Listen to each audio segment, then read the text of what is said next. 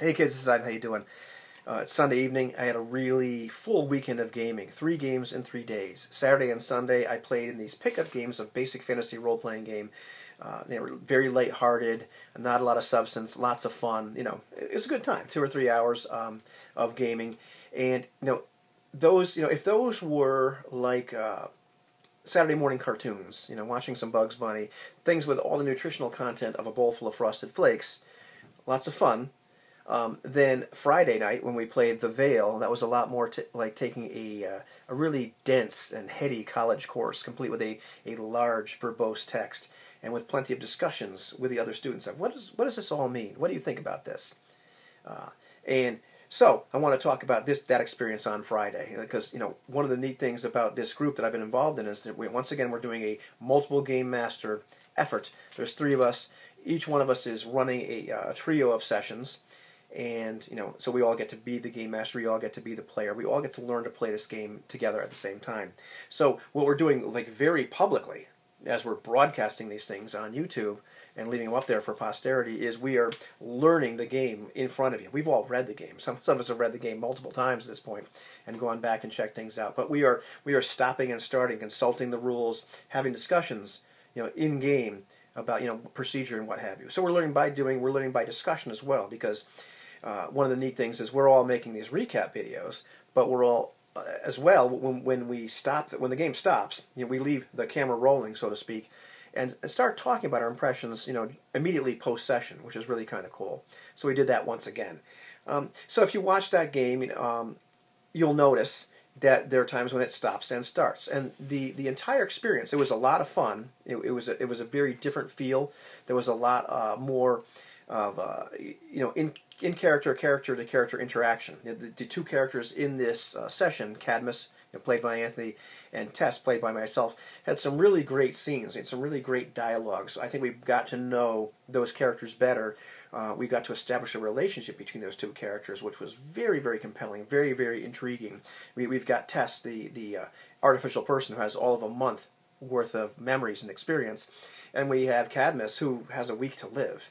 And they're coming from these very different perspectives, but they find that they have a lot in common. And it's really kind of interesting. I had a lot of wonderful in-character moments during that game. I've thought about it quite a bit afterwards. And it was actually really kind of interesting. I don't often play female characters, and this was a lot of fun, or different, because I'm not playing a female character just because, oh, well, we're going to play this one elf as a female.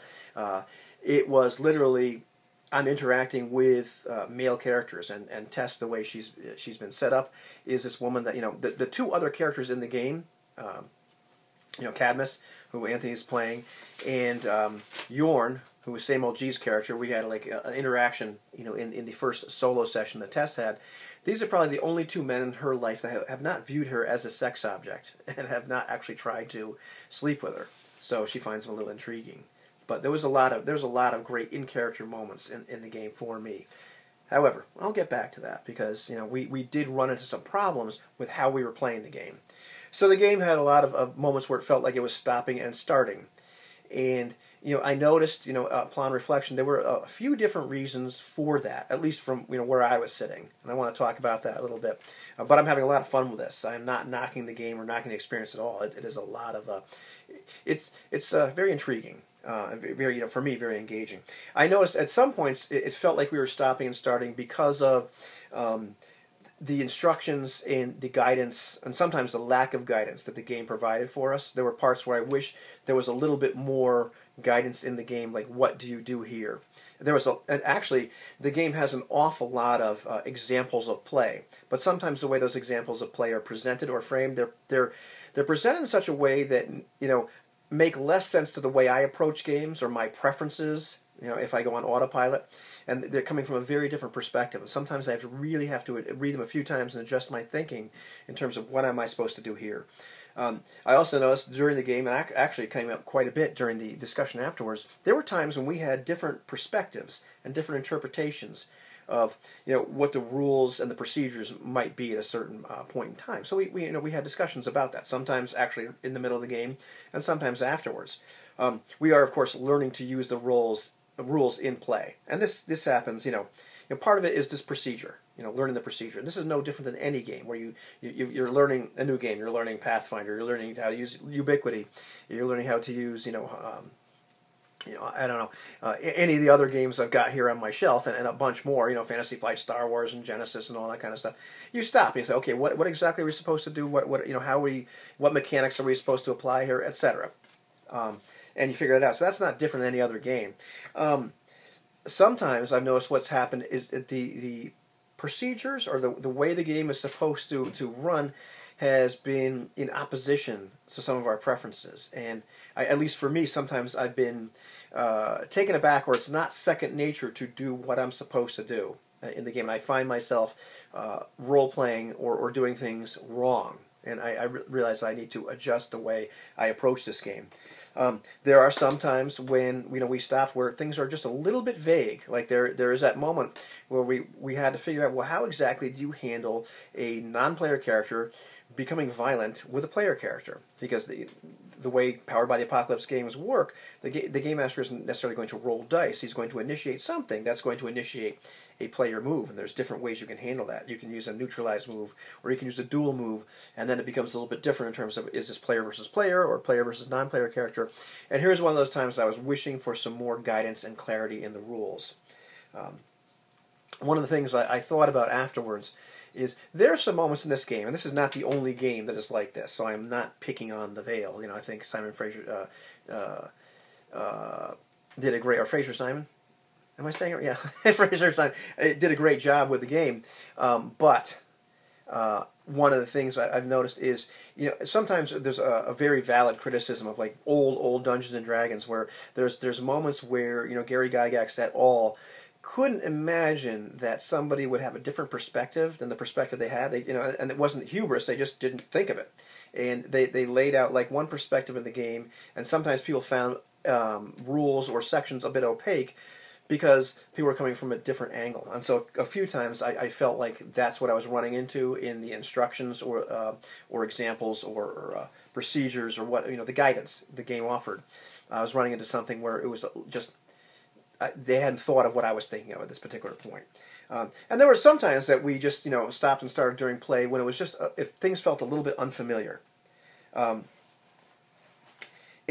one of the things that Anthony brought up was it felt a lot like learning to drive with a clutch. And I drive a car I drive a Standard myself, and but I remember learning how to drive one. Drove my father's truck and almost destroyed it. And there's that moment where it feels very stop and start, and eventually you become really good at it. You don't even notice that you're shifting anymore. This game, to me, a lot of times feels like it has several manual controls, not just a clutch, but a whole bunch of levers and gears and dials and things I need to be controlling.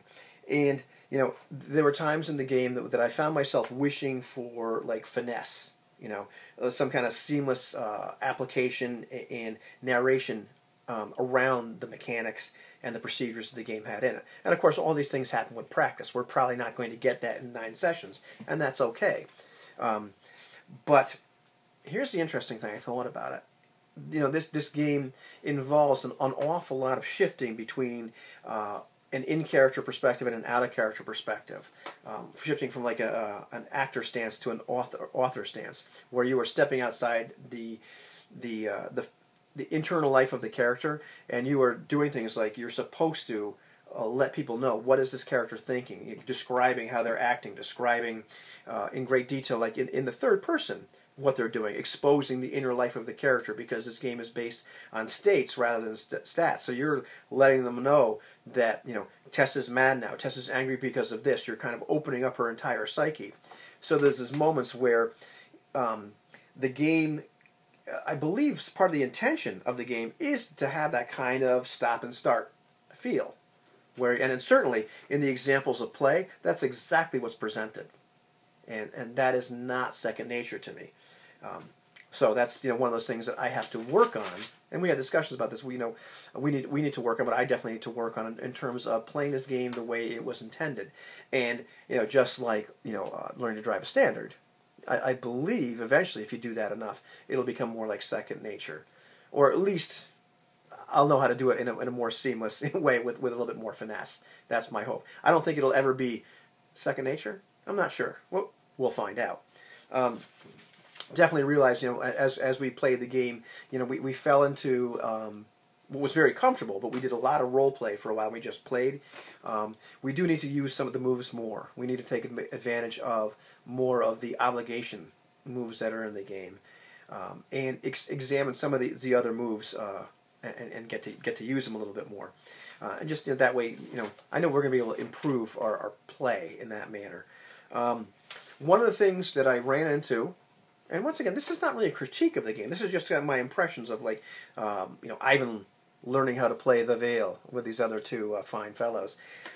There are times in the moves when there's various moves you can have, like things like probe or analyze or divert or neutralize or sway, where it gives you a bunch of questions. Now, if you roll a strong hit or a weak hit, there's a certain number of these questions that you can now ask of the game master. And there were times when I really felt like that was not a complete list of questions. I was wishing for kind of instructions that, ask questions like this, or you can alter the questions. That's not really apparent in the rules, but I'm not sure if the intention was, of course, you should add to this list or ask questions like this, or whether that's supposed to be just the exhaustive list. Like, these are the only things you can ask. My own sensibilities. What I would do is probably ask questions like that, and not. But I was trying to follow the rules as written. So that was a little. It could be a little frustrating. But it seems like what we were running into is we perform the move. I want to analyze this. I want to neutralize this person.